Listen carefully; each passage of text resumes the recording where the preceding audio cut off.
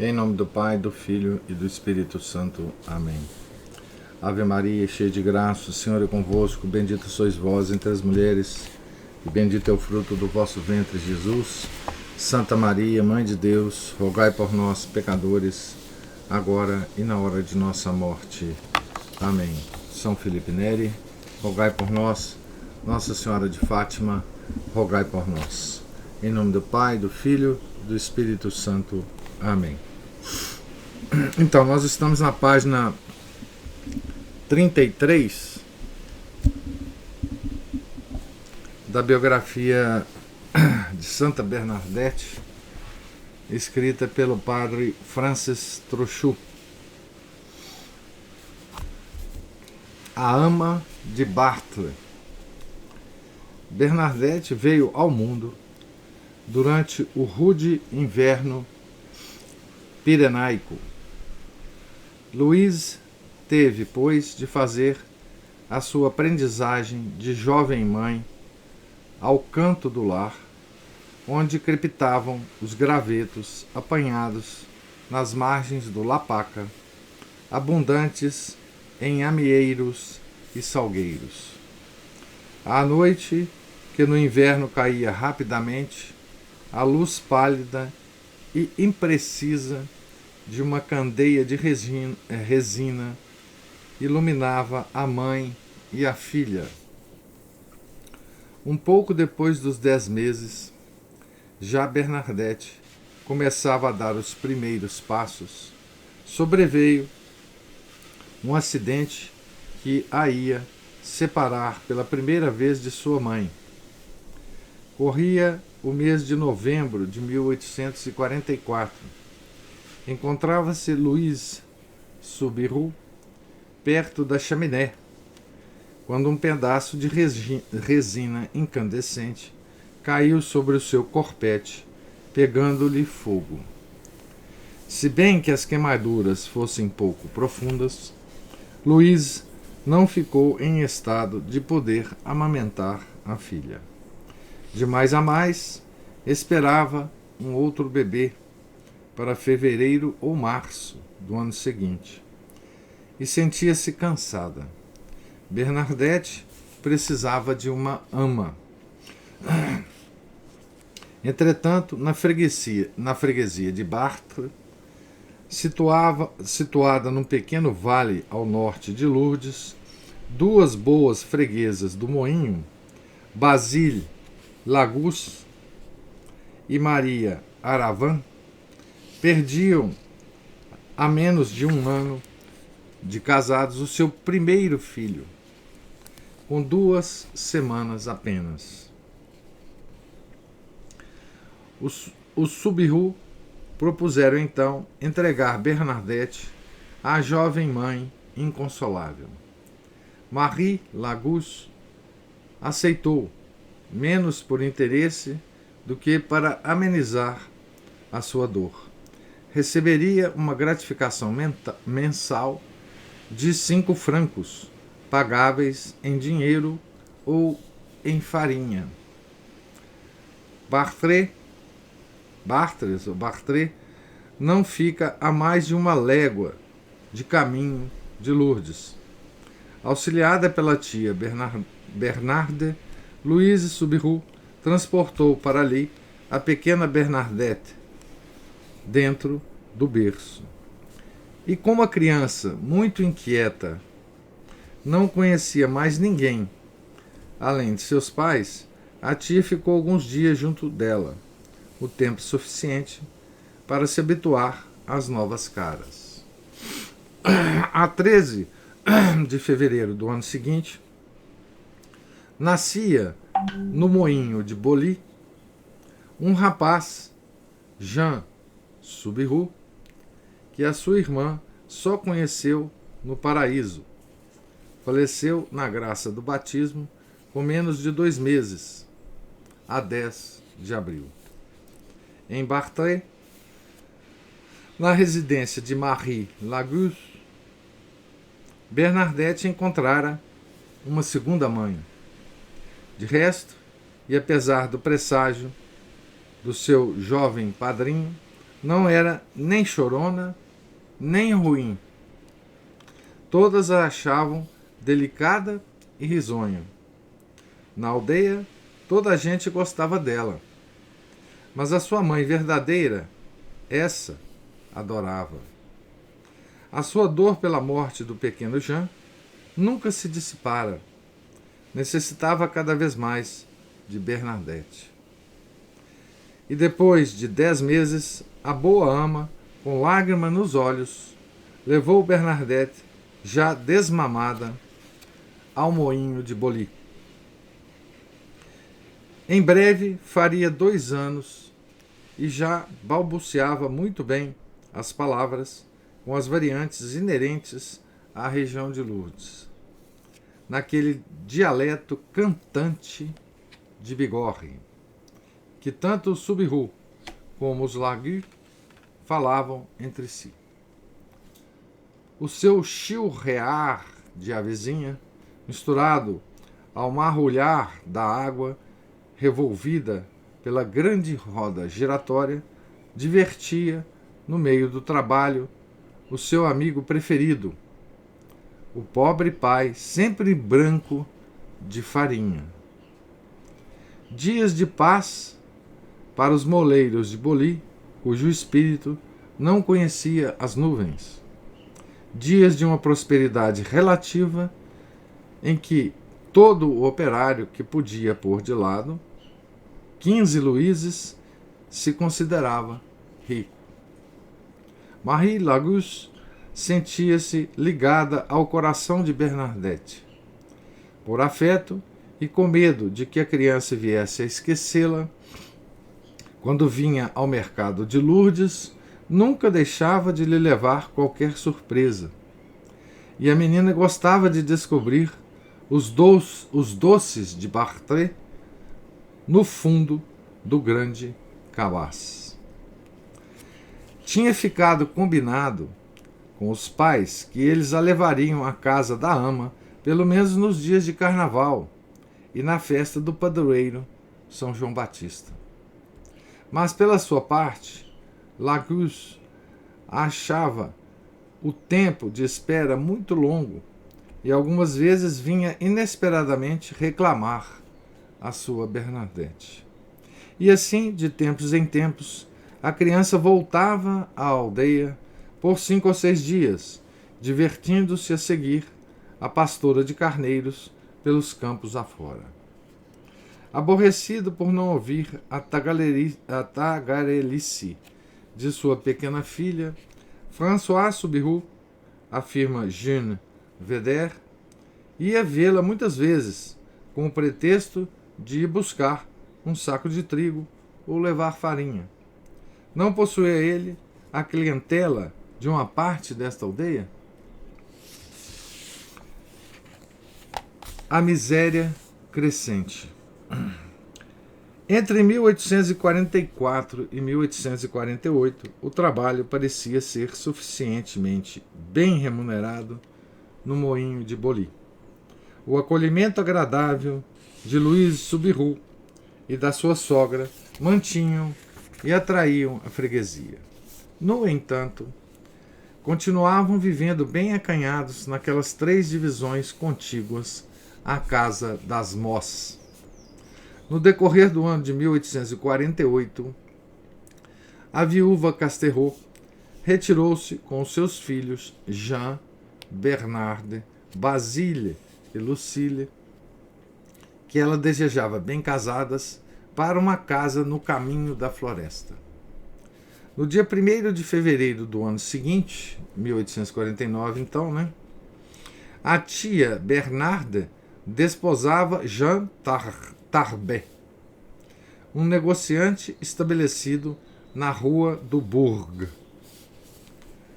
Aqui tem uma nota explicando assim, olha, Bernarde Casterot enviuvou no ano seguinte e casou-se pela segunda vez em 13 de janeiro de 1853.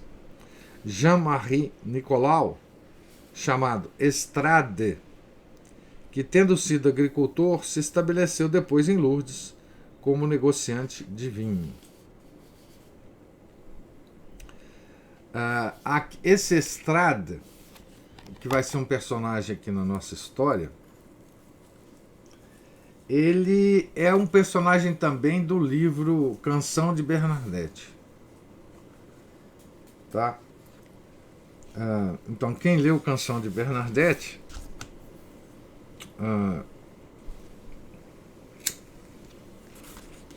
vai lembrar desse personagem lá. E vai ter uma ideia talvez um pouco diferente do que teve lá desse Estrada, né? Que era comerciante de vinho, né? Casado, então, com Bernarde Casterro. Ao aproximar-se dos 6 anos, longe de parecer fraca, Bernadette goza de boa saúde e de excelente aspecto. Infelizmente, começa a sofrer de asma, doença que nunca mais a abandonará, até a morte. Não deixa, por isso, de ser uma criança amável, de sorriso doce, mas crescerá muito lentamente. Ataques de falta de ar detêm-na frequentemente no meio das suas brincadeiras. Todavia, já então se mostra útil em casa, velando pela sua pequena irmã Toinette, 2 anos e meio mais nova. A avó Casterro já não está ali. A sua partida do moinho afastou alguns velhos fregueses, e Louise sente-se atrapalhada perante o contínuo vai e vem da freguesia. A sogra fazia a escrita né, das vendas, etc. Agora, o livro das contas é a memória da jovem moleira, que não pode fixar tudo. Deste modo, pequenos créditos ficam por pagar. Lembre-se que ela não sabia nem ler nem escrever, né? Então ela tinha que guardar de memória os negócios, né? Do moinho, né? E de resto, pormenor comovedor que honra esta humilde mulher, perdoa algumas dívidas por caridade. A mãe de Bernadette confirmou-o um padre, André Labaille, ou Labaille, não sei. Era muito boa e caridosa. Emprestava trigo aos pais de Marie Casaus e dizia-lhes: paguem quando tiverem dinheiro. Barbet pôde escrever de Louise, assim como de seu marido. Abre aspas. Os Subiru eram esplêndidas pessoas, condescendentes e gostavam de fazer o bem, emprestando de boa vontade a farinha a alguns de seus fregueses, que tinham necessidade dela. Deste modo, atraíram a simpatia geral. Fecha aspas. Clarence, que foi diretor da Escola Primária Superior de Lourdes, acrescenta que, abre aspas, eles eram de uma probidade irrepreensível. Jean Vedder é da opinião que a sua grande caridade e uma certa falta de método não seriam suficientes para os arruinar, se não tivessem tido, no moinho, uma quebra consciente devido a um hábito muito antigo. De Lourdes e das aldeias vizinhas, um grande número de mulheres trazia à amoagem a quantidade de trigo necessária para o pão da semana. Outrora, nos anos de abundância, estabeleceu-se o costume de os clientes comerem uma merenda enquanto esperavam a farinha. E levavam sempre qualquer coisa. Mas, enquanto François Subiru se atarefava à volta das Moss, Louise aumentava bastante generosamente as provisões das suas visitantes. Abre aspas, para elas havia sempre, explica Jean Vedder, pão, vinho e queijo, de modo que consumiam mais do que pagavam ao moleiro. As peneiras entregavam-se, criavam fendas e François não as podia mandar reparar. Alguns clientes afastaram-se, queixando de que sua farinha era mais ordinária e continha mais farelo do que a dos outros moleiros. Os Subiru estavam à beira da ruína. Por volta da festa de São João de 1854, Bernadette tinha então 10 anos e meio, era-lhes impossível pagar o aluguel. O proprietário, Abadi Boli, estava resolvido a desembaraçar-se de um moinho que não lhe dava qualquer rendimento. Foi um primo de François, Armand Subiru, que o comprou a 19 de novembro de 1852, com a intenção de o explorar por sua conta. Aqui tem uma nota explicando essa compra, né? No moinho Laborde. Que fazer? A viúva Casterro, para alojar e manter toda a família, decidiu alugar em seu nome um outro moinho denominado Maison Laborde, ou moinho Laborde Louise. Até então, os Subiru tinham possuído uma certa categoria entre os da sua classe. Agora estão em risco de a perder e a sua queda social vai se acentuar ainda mais. O moinho Laborde, de muito pouco rendimento, e que o seu vizinho, o abastado moinho Lacadé, esmaga, só trabalha de vez em quando, por falta de fregueses. É uma grave ameaça para o pão de cada dia. François emprega os seus ócios forçados, trabalhando ora na casa de um, ora na casa de outro. Então aqui nós vamos ver a ruína, né, da família, para quando começarem, né, as aparições, nós entendermos qual era a condição da família, né, e da menina, né, qual era a visão social que as pessoas tinham dessa família e, portanto, da menina, que verá Nossa Senhora. Isso é muito importante a gente ter essa ideia, porque a reação das pessoas a essas aparições certamente serão de alguma forma afetadas pela condição da família, tá certo? De Bernadette. No inverno de 1800... e outra coisa interessante, né? Como é que Nossa Senhora dá o que pensar, né? Como que Nossa Senhora, ou por que Nossa Senhora escolhe as videntes, né? Os pastorzinhos de Fátima, os videntes de La Salette e agora essa menina, Bernadette. Então, essa descrição do Francis Trochu, do padre Francis, é muito interessante para a gente entender, né? Ou pelo menos procurar entender, né? A página, Aline, que eu estou é 38. No último parágrafo da página.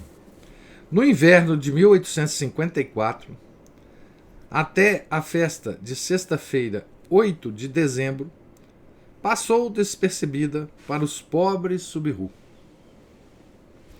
Para os mal afortunados como eles, foi um dia de trabalho como ontem e como amanhã. No moinho Laborde não havia tempo para pensar nas maravilhosas solenidades de Roma. Pio IX, anunciando sob a radiosa cúpula, abre aspas, em virtude da autoridade dos santos apóstolos Pedro e Paulo e da sua própria, que a bem-aventurada Virgem Maria foi preservada de toda mácula do pecado original desde o primeiro instante da sua concepção. Aqui tem a nota.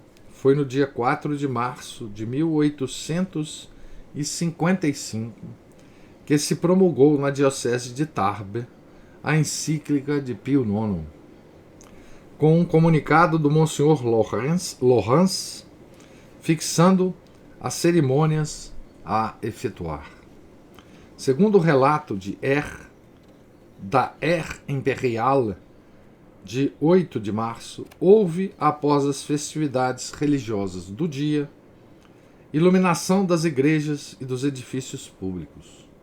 Lourdes, cuja igreja possuía desde 1873 uma cúpula dedicada à Imaculada Conceição, devia ter se destacado por essa ocasião, e certamente os Subiru tomaram parte nas solenidades festivas desse domingo. Então, a encíclica do Papa, né? E como é que é o título da encíclica? Eu acho que é Providencissimus Deus, né? Não sei, agora eu não sei. Da encíclica da Imaculada Conceição, do dogma, né? Foi publicada só 3 meses depois, né? Na diocese de Tarbes, que englobava Lourdes, né? No moinho Laborde existia apenas a amarga inquietação do pão cotidiano. E é nesse período crítico que surge uma nova boca para alimentar. O pequeno Justin Subiru, nascido a 28 de fevereiro de 1855. A Imaculada Conceição, esse dogma, foi mencionado aqui porque ele vai ter um papel fundamental nas aparições de Lourdes, né? Os comentadores, os historiadores e, enfim, todos que se debruçam, né, nessa extraordinária aparição de Nossa Senhora, né, dizem que essa aparição, Nossa Senhora confirmou, né, uma das, digamos, das utilidades dessa, se a gente pode falar assim, né, dessa aparição de Lourdes, foi Nossa Senhora confirmar, né, o dogma proclamado, né, por Pio IX, né, através da aparição a Bernadette, né, que ela vai se declarar: eu sou a Imaculada Conceição, numa aparição bem depois da primeira. Eu não sei exatamente qual que é o número da aparição, mas acho que é a 9ª ou 10ª. Bernadette, a irmã mais velha. Bernadette já fez 11 anos. Dos vales do Lavedan e de Argel surge e propaga-se uma epidemia de cólera que atinge Lourdes e aí faz muitas vítimas, sobretudo entre as crianças. A frágil criança é também atingida, mas escapa. Só Deus sabe como. Súplicas e mais súplicas sobem do moinho Laborda à Virgem Maria. Bernadette conheceu, assim, na sua infância, toda a espécie de provações físicas e morais, mas tirou delas um bem para sua alma. A ver sofrer os seus, a sofrer ela própria, amadureceu precocemente, desprendendo-se deste mundo mau, para aspirar, num desejo ainda impreciso, às realidades mais altas e mais puras. Alternadamente séria e sorridente, a bem dizer, já quase nunca ri. De pequena estatura, frequentemente atormentada pela asma, encarrega-se de tarefas aparentemente superiores às suas forças. Pequena mãe extremosa, embala nos seus braços Justin, o último irmão. Os outros dois, Jean-Marie e Toinette, são um pouco turbulentos, mas quando é preciso, a irmã mais velha sabe ralhar e fazer-se obedecer. Louise Soubirous pode aceitar descansada qualquer trabalho nas redondezas. Sob a vigilância de Bernadette, nada de mal atingirá aquela casa.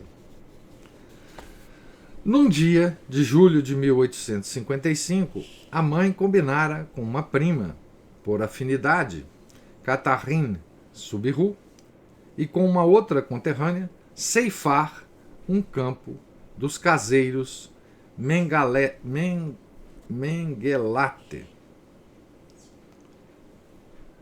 Aqui tem uma nota dizendo assim: a propriedade dos Mengelate ocupava uma parte do velho cemitério de Lourdes, na rua Égalité. Olha o nome da rua, né? Já sob a influência completa, né, da Revolução Francesa. Rua Égalité. Isso deu ocasião a um agradável incidente que nos vai mostrar uma Bernadette tão decidida como inteligente. Os Mengelate moravam na rua de L'Angèle, não longe da igreja. Entre as 9 e as 10 horas da manhã, Bernadette apresenta-se à sua porta com o irmãozinho nos braços. Romaine, a filha dos caseiros, recebe-a. Recordar-se-á toda a vida do humilde encontro, tendo até notado que a visitante, cuja figura era roliça e pequena, com uns olhos muito doces, tinha um lenço ordinário na cabeça, um chale sobre os ombros, os pés nus dentro de uns tamancos e que o vestido descia até o chão. Parecia fatigada e tinha razão para isso. Entra, conta Romaine Mengelate, e muito simples e gentilmente diz: quer ter a bondade de me dizer onde fica o seu campo? Preciso de levar o menino à minha mãe, porque ele tem de mamar. Uma vizinha que ia até os ceifeiros guiou Bernadette até o campo dos Mengelate. Então, ela, até isso, né? Ela cuidava, né? No moinho de Arcisac, a 23 de outubro desse ano de 1855, expirava a mãe de Louise, Claire Casterot. As repercussões dessa fatalidade serão duplamente tristes para o Soubirous. Já de si, tão castigados. Nunca mais lhes dará os conselhos da sua experiência. Fora sempre surda aos ditos daquela maldade que acabrunha os infelizes. Abre aspas. Melhor eles, insinuavam as línguas venenosas, tivessem olhado melhor pelos seus negócios e partilhado menos dos banquetes dos fregueses. Fecha aspas. Nunca entristecera o seu genro, nem a filha, com injustas censuras. Entre o genro e a sogra tinha sempre reinado a paz. Em consequência daquela morte, a comunidade de interesses entre os Casterro e os Subiru cessa.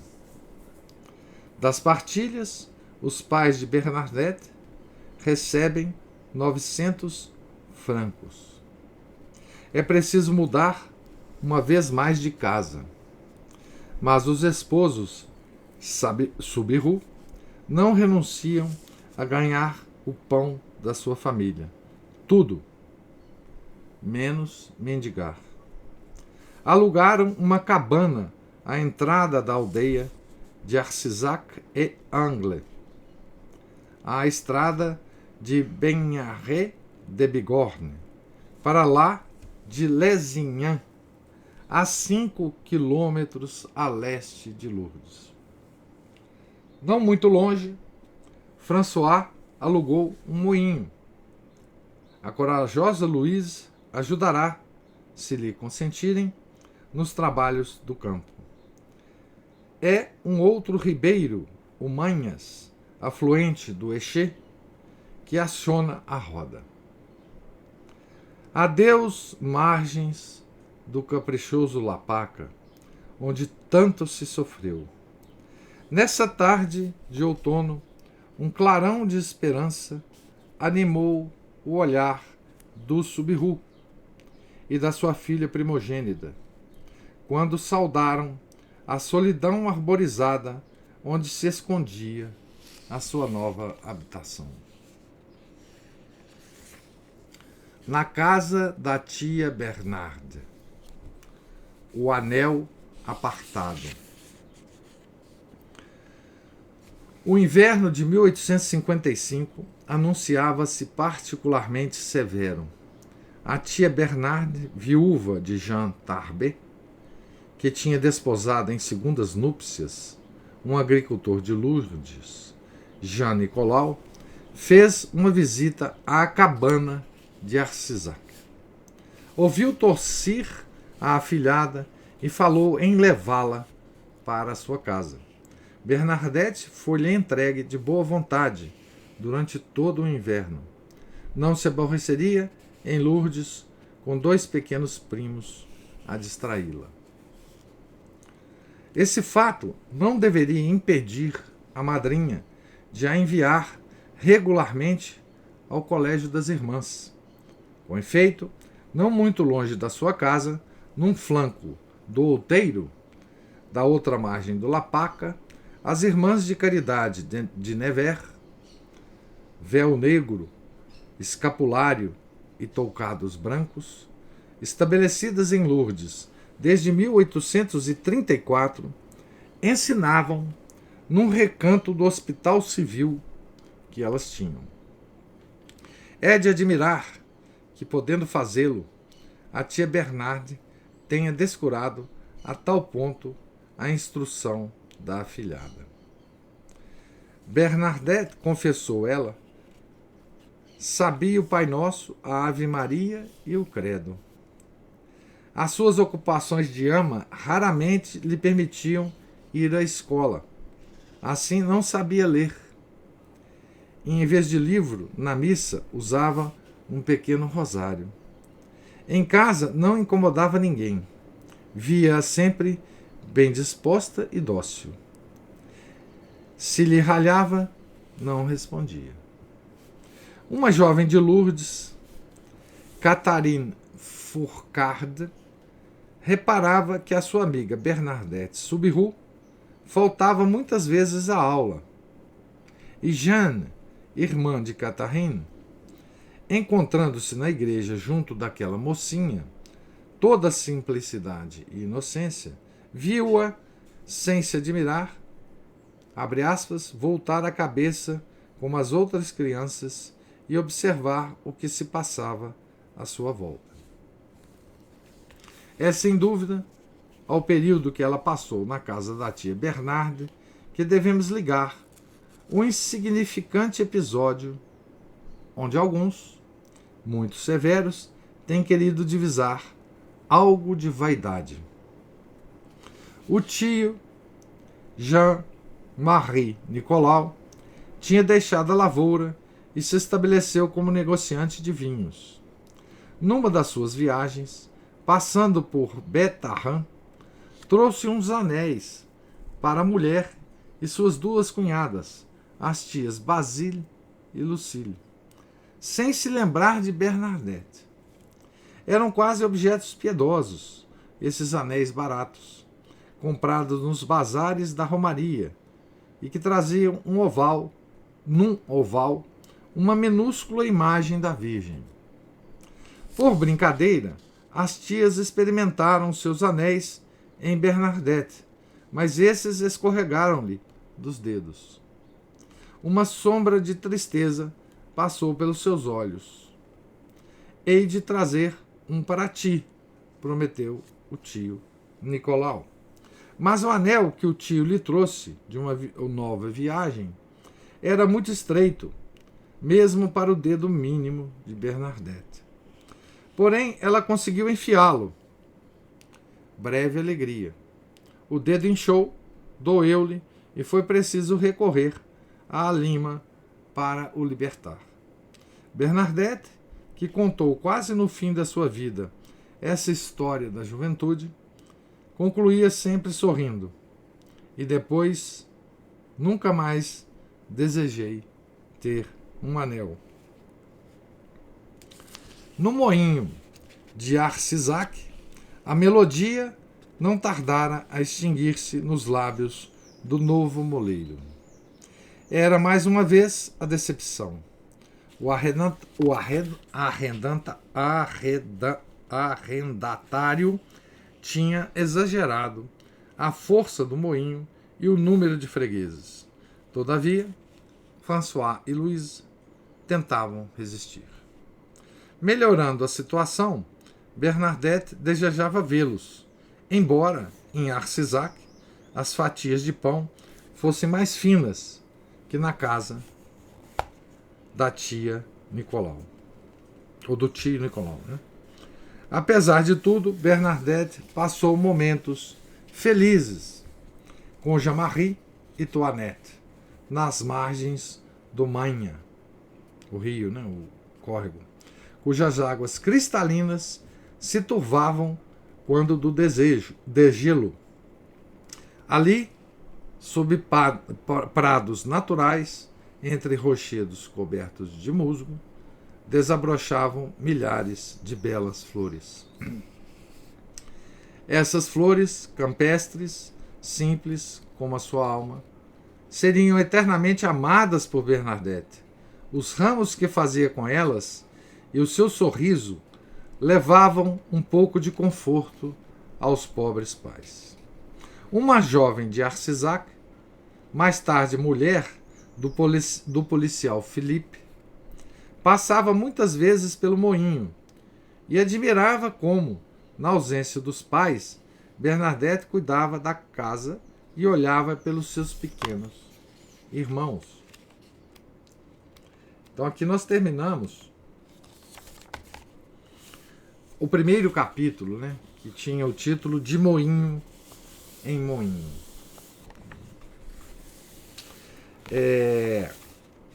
Aqui nós começamos outro capítulo chamado No Segredo, entre aspas, de Lourdes. No Segredo de Lourdes.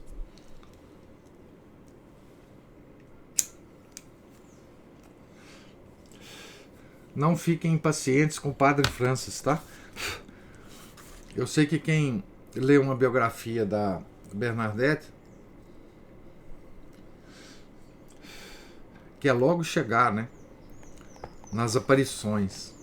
Mas essa introdução é muito importante para a gente entender todo o desenrolar, não só das aparições, do quanto as aparições impactaram a família da Bernadette, né, e a cidade como um todo, né, mas também para entender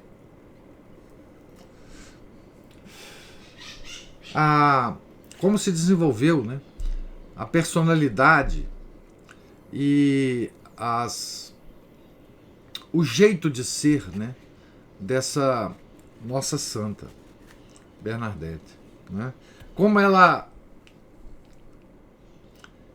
ia sendo preparada, né, no caminho da santidade, junto com os pais e com a família, né? Em 1856, então aqui nesse capítulo, começa 2 anos antes, né, das aparições, né?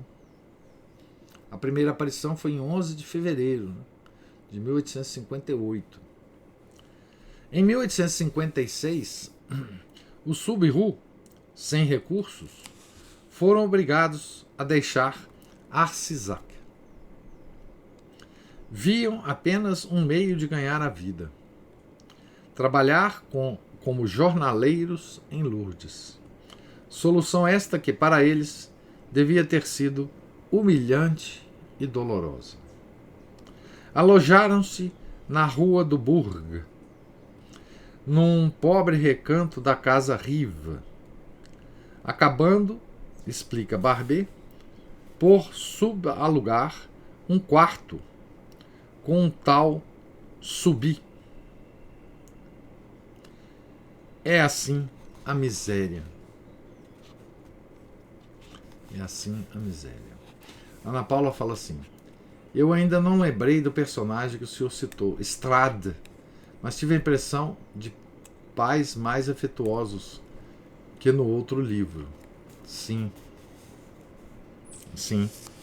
Os pais eram muito afetuosos, tanto o François como a Louise. Alojaram-se na casa. Já li isso aqui. É assim a miséria, né? Arranjaram trabalho. De vez em quando, um padeiro, Bertrand Maison-Rosse, encarregava François Subiru de transporte da farinha e do pão entre Lourdes e Saint-Jean-de-Luz. O dono de uma frota de diligências para Bagnères de Bigorre, Cazenave, confia-lhe o tratamento dos seus cavalos.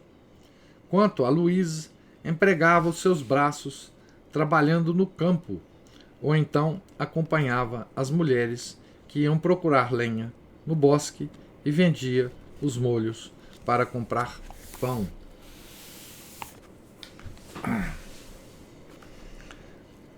Essa era a situação, né? Durante esse período, Bernadette, com 12 anos, auxiliada por Toinette, com 10, ocupava-se da casa. Além de cuidar dos irmãos, Jean-Marie, com 5 anos, e Justin, que fazia 22 meses no fim do ano, as duas mais velhas tinham de tomar conta do lume e de aquecer a sopa. Faziam constantemente surpresas aos pais. Enquanto os vizinhos tomavam conta dos irmãos, elas aproveitavam e andavam pelas ruas em busca de desperdícios, de sucata e de ossos. Alexine Baron, o ferro velho, aceitava esses produtos a troco de alguns soldos que elas levavam alegremente para casa. Época de dedicação.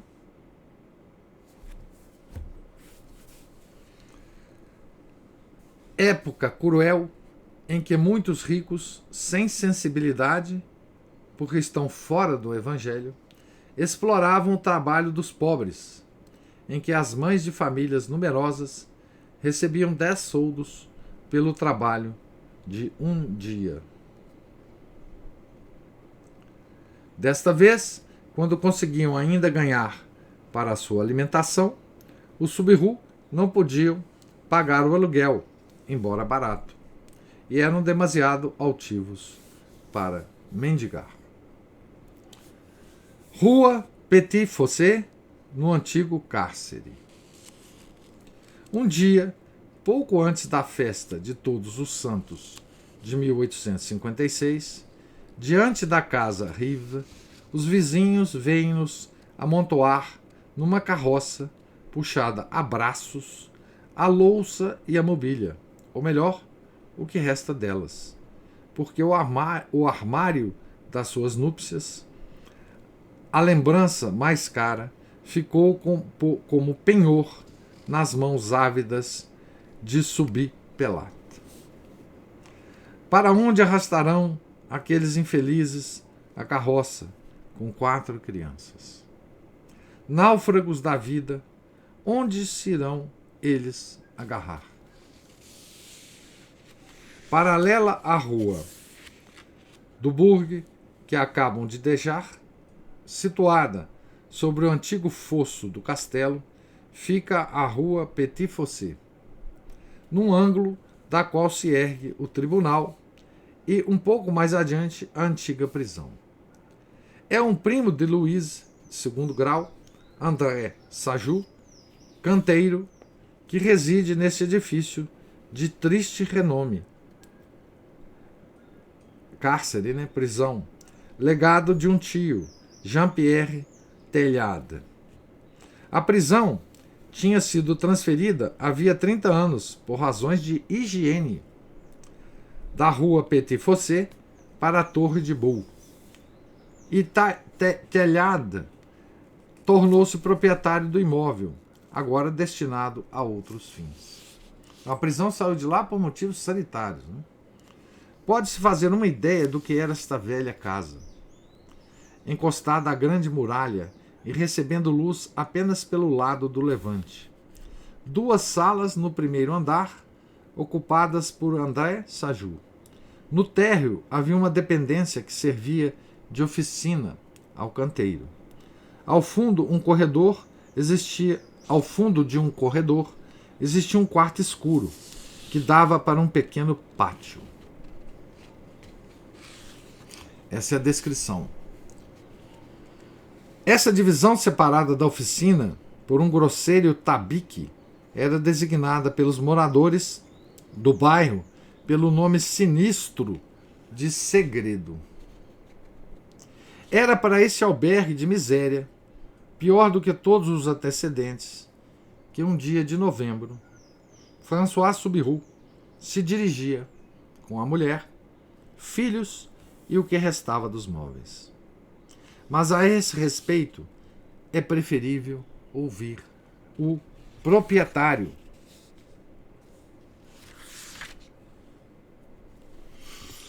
Eu tinha aberto uma segunda janela na parede do cárcere, conta André Sajou, e construíra aí uma chaminé.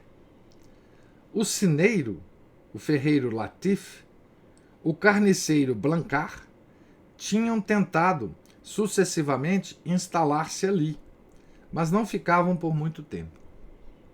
Estava reduzido, para tirar algum proveito daquele lugar maldito, a dar abrigo aos estrangeiros sem recursos, aos trabalhadores espanhóis, por exemplo, que passam o inverno em Lourdes. Vinham à noite estender-se sobre a palha. Enfim, não esperava ter mais locatários, e como não dispunha de um local mais adequado, coloquei no pátio uma estrumeira. Foi então que François Subiru veio dizer ao meu tio que fora posto na rua, com todos os seus, e pediu para lhe alugar o antigo segredo. Tendo conhecido, por intermédio de meu tio, do pedido de François, não fui da opinião que os recebêssemos. Éramos pobres, tinha 5 filhos, e sabia muito bem que a minha mulher, que era muito bondosa, repartiria o nosso pão com as 4 crianças de François. No entanto, não ousamos recusar, e eles vieram instalar-se no térreo. Nessa coisa horrorosa, Certamente os Subiru não estavam mais mal alojados do que algumas famílias de operários desse bairro pobre, mas eles tinham conhecido a fartura e o respeito no moinho de Boli. A sua atual miséria era algo demais humilhante.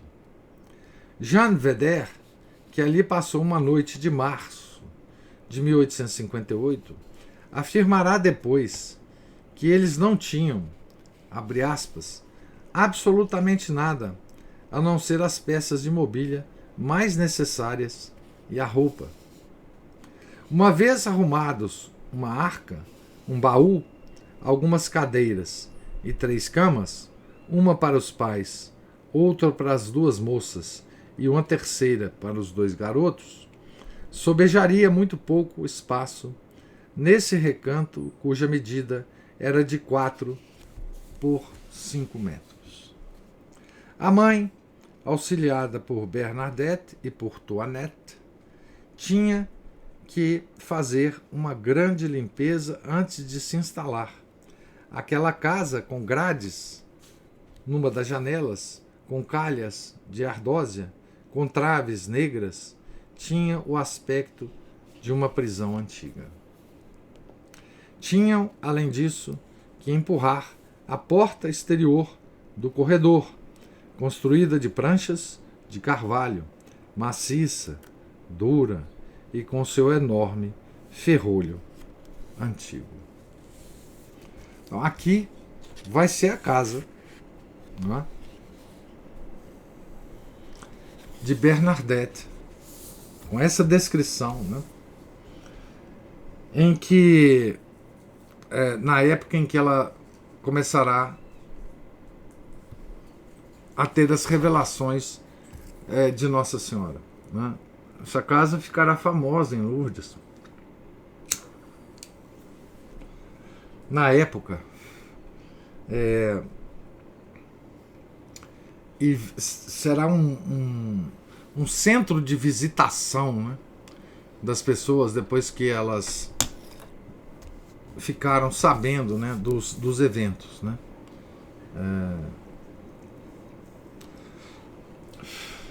Bernadette, vocês verão, atenderá muitas pessoas ali na frente dessa casa, responderá às perguntas das aparições pacientemente, né? Mas continuará vivendo do mesmo jeito, né? Inclusive, uma das várias coisas que se falaram, né, na época contra Bernadette é que ela estava recebendo dinheiro, né, para falar as mentiras, entre aspas, que ela estava contando, né? Então, a condição de miséria da família foi inclusive usada, né, por alguns contra as aparições, né? Certo? Depois isso se dissipará, obviamente. Depois tudo isso se provará falso, né? Mas isso também foi usado, né? E a própria reação da família da Bernadette, não é, já tão marcada pela miséria, né, em relação às aparições, foi inicialmente muito negativa, né? Porque a família de repente se vê acossada por todos os lados, por todo mundo, etc. A mãe da Bernadette ficou muito preocupada, né? É por isso que é importante entender todo o contexto, né, da família antes das aparições, né, para a gente entender o que vai acontecer durante, né, as aparições, a reação de todos na cidade, enfim, de todo o poder civil e de todo o clero, né, tá certo? Eu gosto muito desse tipo de história que explica muito bem o contexto social, político, econômico, né, do pastorzinho, né? Quer dizer, como é que era, né, a vida deles antes, como é que era a dinâmica, né, da, da de Santa Bernadette antes das aparições, né? E como é que a formação da Bernadette, essa dureza de vida, a preparou para tudo o que vai acontecer, né? Tudo, tudo. Que mulher forte essa mãe de Bernadette, diz a Aline aqui. De boa vida a miséria total, isso não a deixou louca, não abalou o seio da família. Tanta dificuldade, né? Bom, e isso, vocês vejam, né? Nós não entendemos mais isso, né? Tá certo? Tem um sermão do padre Daniel lá do IBP de Brasília, que ele fez, acho que domingo passado, que fala bem uma das características da modernidade, né, que é o horror ao sofrimento. Né? O horror ao sofrimento. Então, assim, essas pessoas, enfim, não é? Elas viviam a vida delas. Quer dizer, e tem uma coisa muito interessante, né? Essa família nunca deixou de ter os filhos que Deus quis dar para elas, né? Para eles. Por causa de, enfim, não vou conseguir criar, vai ser difícil criar os filhos, etc, etc, etc. Né? Eles tiveram os filhos que Deus deu para eles. Né? Isso também é uma lição, né, muito grande. Né? Enfim, a força dessas pessoas face ao sofrimento é uma coisa que nós não temos mais. Não temos mais. Né? Assim, nós que eu estou dizendo, nós que temos uma boa condição de vida, né? Nós, enfim, né? Ainda tem muitas famílias pobres que têm essa força interior, essa esperança que nunca morre, né? Obviamente, né? Mas de um modo geral a nossa sociedade, ela é uma sociedade de fracotes, né? Que não consegue enfrentar nenhum sofrimento maior, né? Aliás, todos os sofrimentos menores para nós são colocados lá em cima, né? Como se fosse uma coisa extraordinária. Né? Então essa vida dura, né? Você vê, nós estamos numa região da França bem simples, bem marginal, né? E com povo sofrido, né? Com povo sofrido. Lembram quando nós lemos a biografia de São João Maria Vianney também, aquela aldeia para a qual ele foi mandado, quase que como a última cidade que podia mandar aquele padre meio ignorante, que não sabia latim, que não sabia nada, o Ars, né? Também era uma vila assim, né? Pessoas assim. Né? Lourdes é famosa hoje, claro, por causa de Nossa Senhora, mas era uma biboca, né? Um fim do mundo, né? Certo? Então, senhoras e senhores, tem alguma observação a mais? Alguma pergunta?